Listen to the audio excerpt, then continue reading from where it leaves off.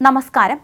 ഉപഭോക്താവിനെ തെറ്റിദ്ധരിപ്പിച്ച് പഴയതും കേടായതുമായ mobile phone നൽകി കബളിപ്പിക്കുകയും അത് തിരികെ എടുത്ത ശേഷം പണം തിരികെ നൽകാതിരുന്ന ഓൺലൈൻ വ്യാപാരി നഷ്ടപരിഹാരം നൽകണമെന്ന് എറണാകുളം ജില്ലാ ഉപഭോക്തൃ തർക്ക പരിഹാര കോടതി.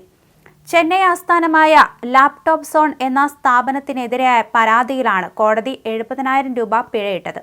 2023 ഏപ്രിലിൽ കൊച്ചിയിലെ സ്വകാര്യ കമ്പനിയിൽ ജോലി ചെയ്യുന്ന KS മാരിയപ്പൻ ഓൺലൈനിലൂടെ 55,000 രൂപയ്ക്ക് വാങ്ങിയ സാംസങ് ഗാലക്സി ഫോണിന് ഗുണനിലവാരമില്ലായ്മയും നേരത്തെ ഉപയോഗിച്ചതുമായ പഴക്കവും കണ്ടെത്തിയിരുന്നു.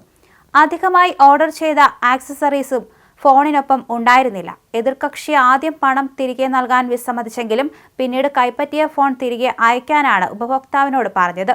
ഉപഭോക്താവ് ഫോണും കവർ ലെറ്ററും കൊറിയറിൽ അയച്ചുവെങ്കിലും പണം തിരികെ നൽകുന്നതിൽ എതിർകക്ഷി വീഴ്ച വരുത്തുകയും ഉപഭോക്താവിനെ ഭീഷണിപ്പെടുത്തുകയും ചെയ്തുവെന്ന് പരാതിയിൽ പറയുന്നു.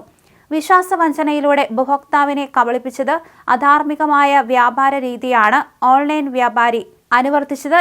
ഇത് ഉപഭോക്തൃ അവകാശങ്ങളുടെ നഗ്നമായ ലംഘനമാണെന്ന് DB ബിനു അധ്യക്ഷനും V രാമചന്ദ്രൻ TN ശ്രീവിദ്യ എന്നിവർ അംഗങ്ങളായ ബെഞ്ച് അഭിപ്രായപ്പെട്ടു. ഫോണിന്റെ വിലയായ 55,000 രൂപയും നഷ്ടപരിഹാരം കോടതി ചെലവിനങ്ങളിൽ 15,000 രൂപയും 45 ദിവസത്തിനകം പരാതിക്കാരന് നൽകാൻ എതിർകക്ഷികൾക്ക് കോടതി ഉത്തരവ് നൽകി.